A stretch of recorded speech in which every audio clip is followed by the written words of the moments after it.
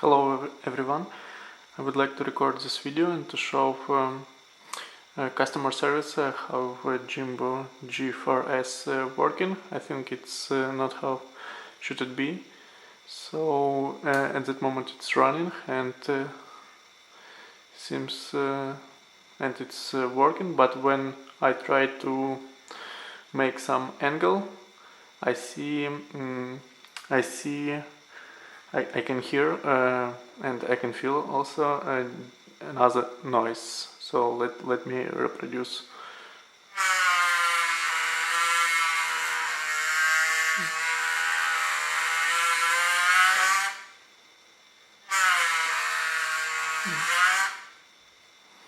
I hope that customer service and their assistants will help me to solve this problem, because at that moment I can't check software on my Jimbo, and I don't know what is going on with this tool.